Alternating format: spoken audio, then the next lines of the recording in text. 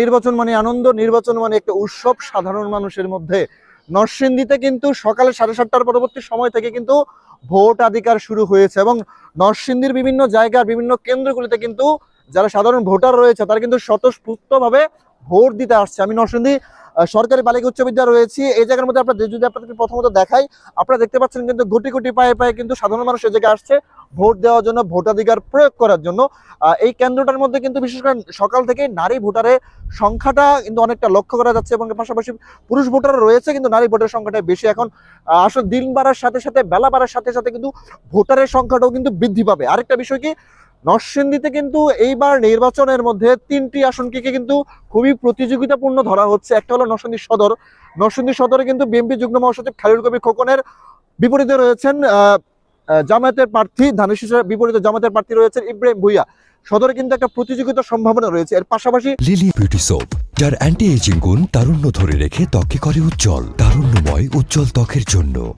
নরসিংদী শিবপুর 3 আসনের মধ্যে কিন্তু আরেকটু প্রতিযোগিতা বেশি হওয়ার কথা, সেটা হলো ধানের শীষের প্রতীকের প্রার্থী মঞ্জুর এলাহি এবং আরেকজন রয়েছেন স্বতন্ত্র বিএনপি ডাকি প্রার্থী।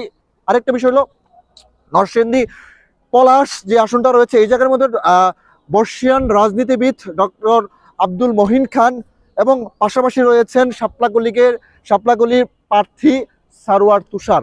তাদের মধ্যে কিন্তু একটা প্রতিযোগিতার সম্ভাবনা রয়েছে। এর পাশাপাশি যদি বলতে চাই, নরসিংদীর মধ্যে এবছর মানে এই নির্বাচনের মধ্যে প্রায় 663টি ভোট কেন্দ্রে ভোটাধিকার প্রয়োগ করবে সাধারণ মানুষ এবং এটার মধ্যে কিন্তু 300 উপরে অধিক, মানে 300-র অধিক ভোট কেন্দ্র কিন্তু ঝুঁকিপূর্ণ হিসাবে চিহ্নিত করা হচ্ছে। বিশেষ করে চরাঞ্চল, আলোকবালি, করিমপুর, নজরপুর সব কয়েকটা কেন্দ্রকে কিন্তু ঝুঁকিপূর্ণ হিসেবে চিহ্নিত করেছে। কিন্তু এই ক্ষেত্রে কিন্তু স্থানীয় প্রশাসন, জেলা প্রশাসন থেকে বলা হয়েছে যে ওই কেন্দ্রগুলির মধ্যে কিন্তু সর্বাত্মক নিরাপত্তা ব্যবস্থা বলয় রাখা হয়েছে এবং সাধারণ মানুষ যাতে নির্বিঘ্নে ভোট দিতে পারে সেটার ব্যবস্থা কিন্তু তারা করেছে। এবং যেহেতু এখন বেলা মাত্র শুরু, আস্তে আস্তে কিন্তু ভোটের সংখ্যা বাড়বে এবং আমি কয়েকজন ভোটের সাথে কথা বলেছিলাম, তারা আমাকে যতটুকু জানিয়েছে তারা এই জায়গায় ভোট দিয়েছে, ভোট দিয়ে তারা অনেকটা আনন্দিত।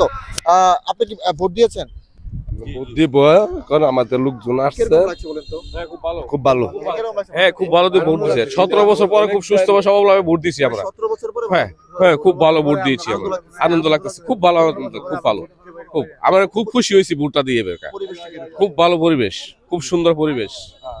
জি, যেটা বলছিলাম আর কি, যে ভোটের যে একটা আমেজ সেটা কিন্তু আপনারা দেখতে পাচ্ছেন যে অনেকে বলছে 17 বছর পরে ভোট দিয়েছি, অনেকে দীর্ঘদিন পরে ভোট দিয়েছি। ভোট দেওয়ার যে একটা আমেজ বা আনন্দ সেটা কিন্তু নরসিংদী পুরোদমে জমে উঠেছে। লিলি বিউটি সোপ, যার অ্যান্টি এজিং গুণ তারুণ্য ধরে রেখে ত্বকে করে উজ্জ্বল, তারুণ্যময় উজ্জ্বল ত্বকের জন্য।